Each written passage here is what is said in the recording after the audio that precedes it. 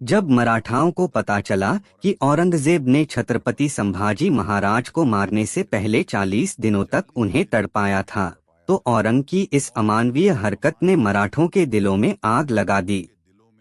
इसके बाद मराठा क्षेत्र के सभी राजाओं के आंतरिक मतभेद गायब हो गए और केवल एक ही लक्ष्य बचा, औरंगजेब और मुगलों का विनाश। इधर रायगढ़ किले में इस कठिन समय के दौरान भी संभाजी की मृत्यु के अगले दिन ही 12 मार्च 1689 को रानी येसुबाई ने राजा राम महाराज का राज्याभिषेक करने का निर्णय लिया और अपने सभी मुख्य अधिकारियों को इकट्ठा करके सभी धार्मिक अनुष्ठानों के बाद राजा राम का छत्रपति के रूप में राज्याभिषेक कराया। ऐसा करके उन्होंने मुगलों को एक कड़ा संदेश दिया कि मराठा साम्राज्य अभी भी मजबूत है और लड़ाई लड़ने में सक्षम है। उनका छत्रपति अभी भी जिंदा है। इधर औरंगजेब को जैसे ही यह खबर मिली, उसने अपने जनरल जुल्फिकार खान को मराठा राजा राम को पकड़ने का आदेश दिया। राजधानी किला रायगढ़ को जीतने के लक्ष्य से जुल्फिकार खान 15,000 से अधिक की मुगल सेना लेकर निकल पड़ा। इधर राज्याभिषेक के लिए मराठों का पूरा शक्ति आधार रायगढ़ में एकत्र था। जैसे ही सबको आक्रमण की खबर मिली तो रानी येसुबाई ने तुरंत सबको सुझाव दिया, यदि मुगलों ने हमला किया और हमारी सारी शक्ति एक साथ पकड़ी गई तो यह हमारे भविष्य के लिए घातक साबित हो सकता है। आप सब जल्द ही यहाँ से निकल जाएं। लेकिन तभी संताजी ने कहा, महारानी, आप सब और हमारे राजा का क्या? नहीं, हम लोग अपने महाराज को अकेले नहीं छोड़ सकते। फिर महारानी येसुबाई ने कहा, मैं किसी तरह राजा राम महाराज को यहाँ से बाहर निकलवा दूंगी। आप लोग बस जल्द निकल जाएं। यह रानी का आदेश है। रानी येसुबाई ने सुझाव दिया कि राजा राम महाराज को अलग अलग गढ़ों से लड़ते हुए बाहर निकलना चाहिए।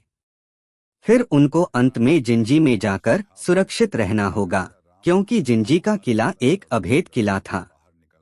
येसुबाई की सलाह अनुसार राजा राम महाराज यशाजी काक और रामचंद्र पंत अमात्य की सुरक्षा घेरे की बदौलत भेष बदलकर रायगढ़ से भाग निकले। इधर संताजी गुस्से से लाल होकर बोले, उस सुअर के बच्चे ने हमारे महाराज के टुकड़े टुकड़े कर दिए और हम लोग कुछ नहीं कर रहे हैं। इतिहास हम पर थूकेगा। फिर धनाजी ने कहा, आप और आपका कुल महान है संताजी। मैं आपको शीश झुकाता हूँ। आपके पिता मल्हौजी भी वीरगति को प्राप्त हो गए संगमेश्वर के युद्ध में, लेकिन आप उनको भूलकर सिर्फ अपने महाराज और अपने मराठा के लिए सोच रहे हैं। अब आप जो बोलोगे वही होगा। फिर क्या होना था? अब ऐसी आग लगने वाली थी कि औरंगजेब की नींद उड़ने वाली थी। औरंगजेब बाहर निकलकर देखता है कि मराठा के दो बब्बर शेर संताजी और धनाजी और उनके साथी पागलों की तरह मुगलों को काट रहे हैं। उस रात गोरिल्ला युद्ध के उस्ताद मराठों ने सिर्फ 2000 योद्धाओं के साथ औरंगजेब की विशाल मुगल सेना पर हमला कर दिया। संताजी और उनके मराठों ने उग्र शेरों की तरह हमला किया और मुगलों को बेरहमी से मार डाला। हमले के दौरान मुगल सैनिक डर के मारे चिल्लाने लगे। गुस्से में आकर औरंगजेब अपनी तलवार निकालता है और मराठा सैनिकों को मारने लगता है। तभी अचानक उसके सामने संताजी खड़े दिखते हैं, बिल्कुल गुस्से में लाल। संताजी का चेहरा मुगलों के खून से लथपथ था। उस समय औरंग भी गुस्से में था। दोनों एक दूसरे की तरफ युद्ध करने के लिए बढ़ते हैं। संताजी की तलवार की वार से ही औरंग वहीं गिर जाता है। जैसे ही संताजी उसको मारने वाले होते हैं, अचानक मुगल सैनिकों की भीड़ संताजी को उलझा देती है। मौके का फायदा उठाकर औरंगजेब अपनी जान बचाकर भाग जाता है। मराठों ने एक के बाद एक मुगल लाशों का ढेर लगा दिया। मराठों ने औरंगजेब के सारे निजी तंबू में भी आग लगा दी। उस दिन उसके साम्राज्य का गौरव चकनाचूर हो गया और उसे हमेशा के लिए कायर करार दे दिया गया। एक प्रतीकात्मक जीत के रूप में मराठों ने औरंगजेब के तंबू से 2 सोने के शिखर उठाए और उन्हें सिंहगढ़ किले के ऊपर रख दिया। अगली सुबह जब औरंगजेब ने युद्ध के मैदान को मुगल लाशों से अटा पड़ा देखा तो वह अविश्वास में बुदबुदाया, या अल्लाह, ये मराठे किस मिट्टी के बने हैं। वे ना थकते हैं, ना झुकते हैं, ना पीछे हटते हैं। क्या हम उन्हें नष्ट करने की कोशिश करते हुए कहीं खुद ही तो नष्ट ना हो जाएं? औरंगजेब इस अपमान से कभी उबर नहीं पाया। इधर मुगल कमांडर जुल्फिकार खान ने रायगढ़ किले पर कब्जा कर लिया, लेकिन राजा राम वहां से तब तक तो निकल चुके थे, लेकिन मुगलों ने संभाजी राज्य की दो माताओं, उनकी पत्नी येसुबाई और दादी छत्रपति शिवाजी महाराज की पत्नी सकबबाई के साथ उनके पुत्र शाहूजी को बंदी बना लिया। जुल्फिकार खान तुरंत सभी कैदियों को औरंगजेब के पास ले गया। जैसे ही यह खबर संताजी को मिली, उन्होंने रायगढ़ किले पर हमला कर दिया। मराठों ने जुल्फिकार खान की सेना को काटकर रायगढ़ किले पर भी कत्लेआम मचा दिया और मुगलों का बेशकीमती खजाना, घोड़े और 5 हाथी अपने साथ पकड़कर पन्हाला लेकर आए। इस तरह कई गोरिल्ला युद्धों ने मुगल सेना का मनोबल तोड़कर रख दिया, क्योंकि मराठों को जब भी मौका मिलता वह मुगल सेना को चीर के रख देते। अब बारी मुकर्रम खान की थी, जिसने छत्रपति संभाजी महाराज को छल और धोखे से कैद किया था। औरंगजेब ने 50,000 रुपए इनाम देते हुए मुकर्रम खान को महाराष्ट्र के कोल्हापुर और कोंकण प्रांत का सूबेदार नियुक्त कर दिया था। संताजी और उनके मराठों ने यह प्रण लिया कि चाहे कुछ भी हो जाए, पर उस मुकर्रम खान को जिंदा नहीं छोड़ना है। दूसरी ओर हमारे महाराज राजाराम प्रतापगढ़ से अब वे सज्जनगढ़, सतारा, वसंतगढ़ होते हुए पन्हाला किले तक पहुंचे। अब उन्हें यहां से रानी येसुबाई के कहे अनुसार जिंजी निकलना था, लेकिन औरंगजेब भी राजाराम को पकड़ने पर तुला हुआ था। चतुर औरंगजेब जानता था कि नवराज्य अभिषेक करने वाला राजाराम जान बचाने के लिए जिंजी ही जाएगा। उसने जिंजी जाने वाले सभी मार्गों पर कड़ी निगरानी रखने का आदेश दिया। उसने यह सुनिश्चित करने के लिए गोवा के पुर्तगाली वायसराय की मदद भी ली थी कि राजाराम समुद्र का मार्ग का उपयोग न कर पाए। इधर मराठा में आप कहें तो महाराज, इन मुगलों को इसी पन्हाला में दफन कर दें। नहीं संताजी, हमारा कर्तव्य यह है कि महाराज को सुरक्षित जिंजी तक पहुंचाना होगा, क्योंकि फिलहाल रानी येसुबाई और शाहूजी मुगल के कब्जों में हैं। यह लक्ष्य बनाकर चलो, देर से ही सही, पर मुगल साम्राज्य का अंत हमारे ही हाथों होगा। पन्हाला पर मुगलों के आक्रमण की खबर मिलते ही राजाराम और उनके सहयोगी मराठा व्यापारियों के वेश में किले से भाग निकले। सूर्योदय तक वे लोग कृष्णा नदी के तट पर नरसिंहवाड़ी पहुंच गए। उन्होंने कृष्णा नदी पार की और दक्षिण की जाने के बजाय पूर्व के दक्कन की ओर जाने वाले रास्ते पर चल पड़े। क्योंकि मुगलों को बेवकूफ बनाना था, उन लोगों ने जिंजी जाने के लिए एक बार घूमकर फिर कृष्णा नदी पार करने की योजना बनाई। उन्होंने घुमावदार रास्ते का इस्तेमाल किया। महाराज की शिमोगा यात्रा गोकक, सवा, दती, नवलगुंड, अणेगरी, लक्ष्मी, सवर, हावेरी और हीरे के रूट से होकर गुजरी। शिमोगा पहुंचने से पहले लक्ष्मेश्वर परगना से गुजरते समय वहां के मुगल अधिकारियों को उनकी यात्रा की भनक लग गई और वे अपनी सेना के साथ उनके दल का पीछा करने लगे। यहाँ उनका सामना वर्दा नदी से हुआ। महाराज ने मालोजी घोरपड़े के भाइयों की मदद से इसे पार करके अपने पीछा करने वालों को चकमा दिया, लेकिन आगे बढ़ने पर उन्हें पता चला कि उनका मार्ग मुगल दुश्मन सेना ने रोक रखा है। ऐसी कठिन परिस्थिति में छत्रपति शिवाजी महाराज से प्रशिक्षित शक्तिशाली योद्धा संताजी जगताप और रूपाजी भोंसले अपने राजा की रक्षा के लिए तैयार हो गए। शत्रु सेना को रोकने की जिम्मेदारी संताजी जगताप को सौंपकर राजाराम महाराज रूपाजी भोंसले के साथ आगे बढ़ गए। एक सिपाही तेजी से दौड़कर आता है और कहता है, महाराज, भारी मुगल सेना हमारी ओर तेजी से बढ़ रही है। राजाराम महाराज तेजी से उठते हैं, चारों ओर देखते हैं। पास खड़े सेनानायक चिंतित हो उठते हैं तभी घोड़ों की टाप की आवाज और तेज हो जाती है। महाराज, हमें तुरंत निकलना होगा। मुगल सेना हमें चारों तरफ से घेर रही है। इससे पहले कि मराठा सैनिक कुछ कर पाते, अब्दुल्ला खान की विशाल सेना चारों दिशाओं से हमला कर देती है। तलवारें टकराने की आवाज, घोड़ों की हिनहिनाना गूंज उठते हैं। मराठा सैनिक बहादुरी से मुकाबला करते हैं, लेकिन संख्या में कम होने के कारण कई वीर गति को प्राप्त होते हैं।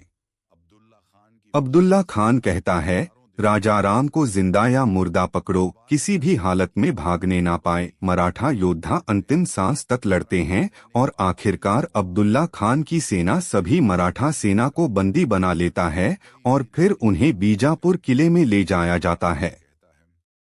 आखिरकार मराठों का राजा राजाराम हमारे कब्जे में है। औरंगजेब को संदेश भेजो कि मराठों का खेल खत्म। एक मुगल सैनिक कहता है, हुजूर, पहले पहचान की पुष्टि कर लें। अब्दुल्ला खान, क्या मतलब? राजाराम हमारे सामने खड़ा है। सैनिक बंदियों को जबरन घसीट कर सामने लाते हैं, लेकिन उनमें से कोई भी राजाराम नहीं होता। अब्दुल्ला खान का चेहरा अचानक गंभीर हो जाता है। धोखा? यह कैसे हो सकता है? तभी एक घायल मराठा सैनिक हंसता है। उसकी आंखों में चमक और चेहरे पर वीरता झलकती है। राजाराम महाराज, तेरे हाथ कभी नहीं आएंगे। मराठा साम्राज्य को खत्म करने का सपना मत देख। अब्दुल्ला खान गुस्से में कहता है, राजाराम, इस बार तो तू मेरे हाथों से बच गया, लेकिन बहुत जल्द मैं तुझे तेरे बाबा साहेब और भाई के पास भेजूंगा। मराठों ने एक बार फिर मुगलों को चकमा दे दिया था। अब्दुल्ला खान के घमंड को करारी शिकस्त मिली, लेकिन मुगलों का कहर अभी खत्म नहीं हुआ था। अब्दुल्ला खान ने उन सभी सड़कों पर अपने जासूस तैनात कर दिए थे जिनसे राजा और उनके लोग यात्रा करने वाले थे।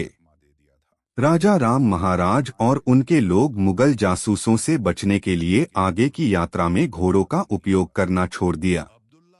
इसलिए वे सामान्य यात्री, तपस्वी, संत, व्यापारी, भिखारी आदि बनकर आगे बढ़ते रहे। वे मुगल चौकियों से बचने में कामयाब रहे और मुगलों को चकमा देकर 300 किलोमीटर दूर बेंगलुरु पहुंच गए। वहां पहुंचते ही बेंगलुरु में एक और घटना घटी जिसने मराठों के लिए खतरा खड़ा कर दिया। वहां का एक सहयोगी राजाराम महाराज के पैर धो रहा था और कुछ स्थानीय लोगों ने यह देखा। अब उस क्षेत्र में यह खबर फैल गई कि एक महत्वपूर्ण और उच्च पदस्थ मराठा आया है। देखते देखते यह खबर जंगल में भीषण आग की तरह फैल गई और स्थानीय मुगल थानेदार तक पहुंच गई। यह बात वहां पर स्थित खंडो बल्लाल को पता चल गई। उसने मराठों को सतर्क कर दिया। खंडो बल्लाल ने राजाराम महाराज से अनुरोध किया कि वे अपने अधिकारियों को इकट्ठा करें और दूसरे रास्तों से चले जाएं। मुगल को भटकाने के लिए खंडो बल्लाल और कुछ अन्य लोग यहीं रुक गए। जब थानेदार पूछताछ करने आया तो उसने पाया कि महाराज वहां है ही नहीं। इसलिए उसने खंडो बल्लाल और अन्य लोगों को जंजीरों में जकड़ दिया और पूछताछ करने लगा। हुजूर, अगर राजाराम यहाँ होता तो मैं खुद आप सबको सूचित कर देता। तुम्हें क्या पागल कुत्ते ने काटा है जो तू अपने राजा को फंसाएगा? बल्लाल ने कहा।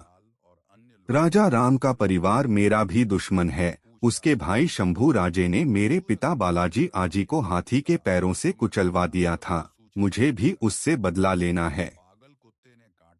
किसी तरह मुगलों की नजरों से बच बचाकर राजाराम महाराज और अन्य लोग घोड़े पर सवार होकर तकरीबन 35 दिन का सफर करते हुए आखिरकार जिंजी में प्रवेश कर गए। अब महाराज और उनके आदमियों के सामने एक और बाधा खड़ी थी। उनकी अपनी सौतेली बहन अंबिका संभाजी की सगी बहन थी और राजाराम महाराज की सौतेली बहन। जब उन्हें राजाराम महाराज की किले का उपयोग करने की योजना के बारे में पता चला तो उन्होंने उनका विरोध करने का फैसला किया और युद्ध की तैयारी शुरू कर दी। हालांकि ना तो किले के लोग और ना ही उनके सलाहकार उनके पक्ष में थे। उनके मंत्रियों ने आपसी मतभेद भुलाने को कहा ताकि उनके पिता शिवाजी का सपना न टूटे। इसीलिए अंबिका बाई को राजा राम महाराज के लिए जिंजी किले के द्वार खोलने पड़े। आखिरकार 15 नवंबर 1689 को राजा राम महाराज अपने दल के साथ जिंजी किले में पहुंच ही गए थे। इस तरह महाराज की इस यात्रा की गाथा समाप्त हुई। तुलापुर से भागा हुआ बादशाह बीजापुर में बैठा था। औरंगजेब अपने नक्शे पर झुका हुआ था। उसके सामने तमिलनाडु का झिझक लाल घेरे में था। वह किला जहां अब मराठा प्रतिरोध की आखिरी उम्मीद राजा राम महाराज मौजूद थे। उसकी आंखों में वही जुनून था जो कभी शिवाजी और संभाजी को ध्वस्त करते समय था, लेकिन इस बार उसका लक्ष्य सिर्फ राजा नहीं बल्कि पूरे मराठा वंश को समाप्त करना था। मुकर्रर खान को संदेश भेजो, औरंगजेब ने भारी आवाज में बोला। सुल्तान के इस पुराने और भरोसेमंद सेनापति ने औरंग के आदेश को सलाम किया।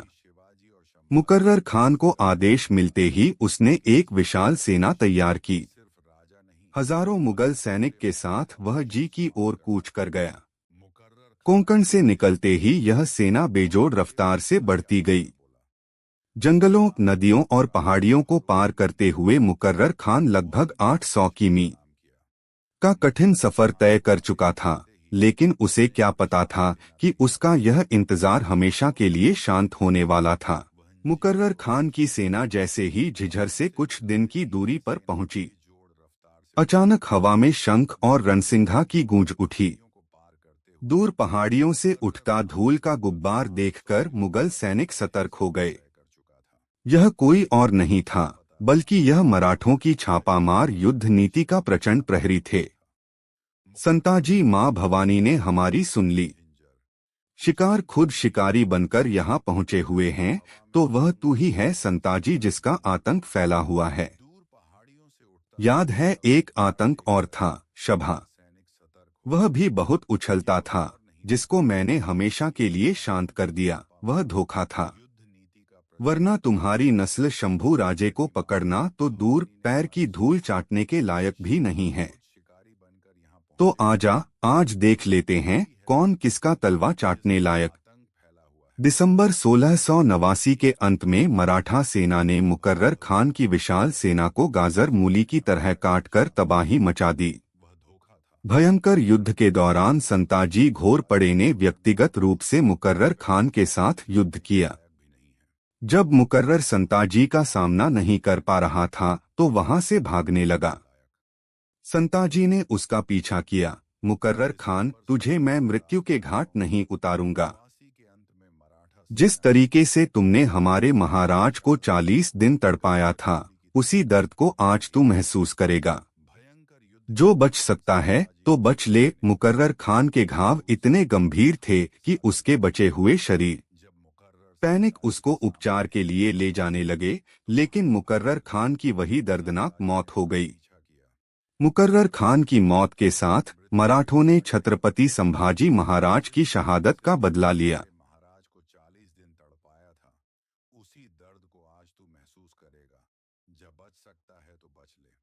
मुकर्रर खान के घाव इतने गंभीर थे कि उसके बचे हुए सैनिक उसको उपचार के लिए ले जाने लगे, लेकिन मुकर्रर खान की वही दर्दनाक मौत हो गई। मुकर्रर खान की मौत के साथ मराठों ने छत्रपति संभाजी महाराज की शहादत का बदला लिया।